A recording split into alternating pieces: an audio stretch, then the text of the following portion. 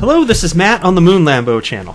In this video, I'm going to share with you a piece from ambcrypto.com titled, Ripple's David Schwartz claims aim behind informal governments is not to avoid forks. And while that topic is fun enough on its own, it actually is, there's a part towards the end of this where David Schwartz, who is Ripple's CTO, co-creator of the XRP ledger and thus XRP itself, he states that XRP ledger validators they have the ability to take Ripple's XRP. I found that very fascinating, and I'm looking forward to sharing that with you. It's towards the end of this article. And then beyond that, I got a couple tweets that I'd like to share with you, and then I'll wrap up the video. This will probably be a shorter one than normal. Of course, I say that, and then sometimes, I tell you, when I start these videos, I never know how long they're going to go. That's why you get some Moon Lambo videos that are like 40 minutes. I never set out to do that. It just happens sometimes. But however long it takes, it takes. So I think this one will be quicker. Before we get going, if you would please delicately tap that like button. And if you are a fan of Ripple and XRP, go ahead and subscribe to the Moon Lambo channel. It's a party every day here. So here's the piece. Let's just dig right into this. Decentralization means every peer on the network has a say in the decision-making process, but the reality of various crypto blockchain is far from it. Different blockchain networks have their own way of implementing blockchain governance. While some use on-chain democratic voting, many others prefer private decision-making. Each of these governance methods has its trade-off in the form of developmental speeds and participation that affects users in the ecosystem. Even those who are not a part of the decision-making process. For a distributed network, it's very important that all of its nodes work in the same state. And this is the reason why a majoritarian agreement over the state of the ledger is necessary. And now, here's the subheading, Formal Governments versus Informal Governments. David Schwartz, CTO of Ripple, spoke about the importance of blockchain governance and its effect on different blockchain networks. He said that formal governance of blockchain network often works in sync with the original protocol or code embedded in the network. These provide a roadmap in the decision-making process on important matters, while also avoiding accidental forks. Schwartz cited the example of the XRP ledger, where the base protocol does not allow anyone to implement a software change in the ledger unless 80% of the network signals support for the change. And that's key. By the way, that sounds to me like that threshold in terms of percent, like that's higher than just in terms of percentage of what it would take to change the United States Constitution. Just throwing that out there for you, just in terms of percentage required. The formal form of governments can help in matters like avoiding accidental forks. However, in order to keep up with changing times and technologies, dynamic or informal governments is necessary. And it is quite evident from the case of Bitcoin and Ethereum. Schwartz added that the aim behind the informal governments is not to avoid forks, as forks in themselves are not bad, according to Schwartz. And here's this is a key quote from him, by the way. I like this conceptually. Forks are not inherently bad. Let's say some people on the network absolutely want private transactions, and some say, no, we have regulatory clients and we can't have private transactions. If they fork, it could be that the resulting two networks have more value separately. Exactly. And I want to take a moment to just pause right here and reiterate something that I have said on this channel before. This is to all you Bitcoin maximalists out there. Did you know that not all people want the same thing? If you think that one coin is going to rule them all, my God, you couldn't be more wrong. Here's a perfect example right here that David Schwartz just threw. It was just off the top of his head, and it had to do with the fork, but those would be different cryptocurrencies as a result of this fork, right? And so it just goes to show, because different people want different things and different entities will want different things, there will be more than one winner. There is no one size fits all. I don't care what you say, it's not possible, it's never going to happen. Absolutely not. Anyway, a piece continues here. Schwartz also addressed queries about XRP being centralized and Ripple having a say in the decision-making for XRP. He explained, and here's another quote from him. This is the money one. This is what I was really looking forward to sharing with you, because conceptually, it's probably not something that many of us have thought about. But anyway, here's the quote. Ripple has no formal authority despite having a significant portion of the system's economic value. Validators can technically run whatever software they want. If someone wanted to propose a change taking away 20 billion XRP from Ripple because they are worried it's in danger of becoming a security, there's no legal lever preventing them from doing so. Right, and then the piece ends here by stating, thus it is evident that blockchain networks need to find a balance between hard-coded, protocol-led formal governance and dynamic decision-making as per the situation through informal governments. And that's why, as I've stated in the past, decentralized networks, cryptocurrencies, they're only decentralized insofar as those within control of the network get to choose how it operates within the parameters of how it was coded.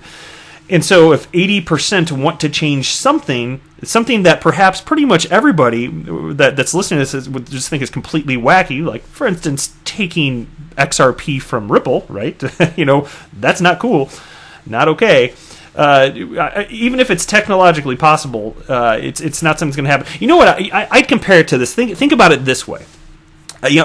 I'd be more concerned just because technically, with the decentralized nature of this technology, XRP Ledger, even if it's possible to take XRP from people, even if it's possible to, or from entities, I think that is, well, first of all, exceedingly unlikely, because that would damage the reputation of the XRP Ledger itself and the native asset XRP associated with it, built into it.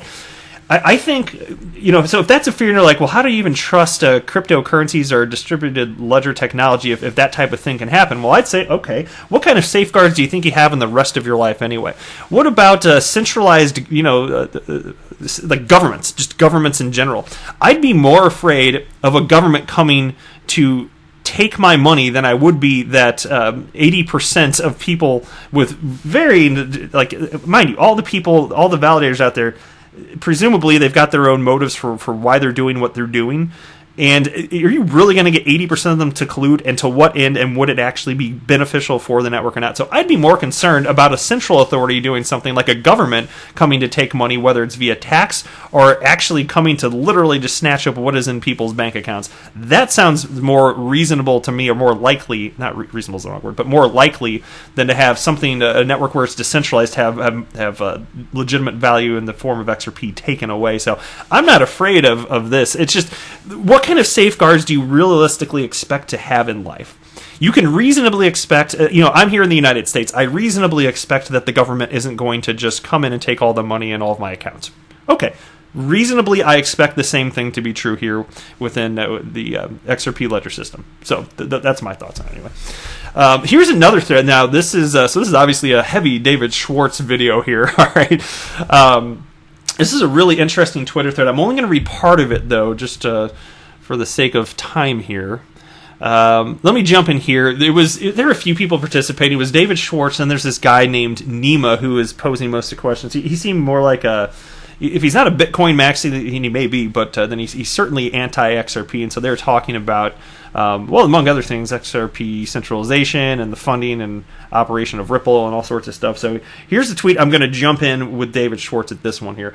And this is from March 19th of 2018, and I love the way that David Schwartz frames stuff. Just reading his Twitter threads, because he's been so active on Twitter, I have learned a ton, and I'm always happy to share this type of stuff with you. So anyway, David Schwartz wrote, Ripple does not speak for XRP any more than we speak for Bitcoin.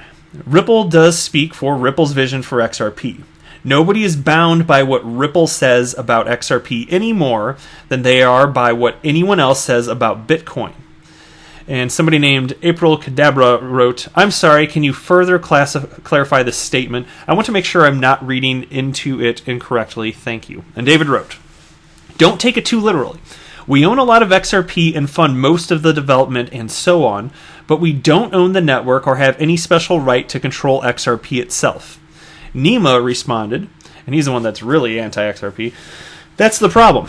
Owning a lot of XRP and funding development, a digital cryptocurrency, is meant to be grassrooted in a way that it subsidizes itself, Not like ETH or XRP, who few people at the top own a lot of those shares and fund development the way they want. Okay, I'm about to read David's response to that, but I want to say right now, were you forced, you listening to this, if you want to hold XRP, and you probably do if you're listening to this, were you forced to buy XRP? Is that not grassroots if you own it? Did you not just figure out about it by whatever means and then be like, yeah, I want to be a part of this. I want to put however much in. It couldn't be more organic. From my perspective, it could not be more organic. And a lot of it has to do with the XRP community, because I tell you, without all the people participating, I wouldn't have had the opportunity to reasonably learn the things that I do know. I learned what I know from a ton of other people. And they learn from other people themselves. And some of them, of course, a lot of people had to do their own research, and maybe whatever that would have meant back like 6-7 years ago in terms of getting information from Ripple. Now doing your own research is, get links from people on Twitter and XRP chat. It's a little bit easier thanks to such a strong community, right? And so I'm very thankful for that. I really am. But I don't like the idea the claim that this is not grassrooted. To me, the growth is very organic here. And what's it supposed to look like? So the distribution, the way in which it's taking place here is superior than solving like the really complex computer puzzle via mining. Like, that's just silly to me. So here's what David Schwartz had to say to it. He wrote, "If that's not the way it's meant to be was a valid argument, we wouldn't have contraception or air conditioning. We are pursuing use cases that nobody knows how to pursue with Bitcoin because there's no revenue model. We had to invent one based on ownership. I'm not claiming it's the best for everything, and you're not engaging with the very real problems we pointed out with proof of work." Nima responded to that. "What's the need for cryptocurrency? The Ripple network is crypto agnostic, and you can be a large holder of Ripple shares instead of holder of XRP. Proof of work so far proven to be the most secure and fair way to distribute wealth in some cryptos, though not the most efficient." And check out the response from David on this. I love this. There's 2 tweets in a row, and then I'm going to wrap up this thread. David wrote, "Ripple is positioning XRP as a settlement asset to go with its payment network. There's huge value in being able to settle international payments in second with a universal asset." Now, here's the next point that he makes. This is the second tweet from him in response to what Nima wrote here, and this one just kills it, I think.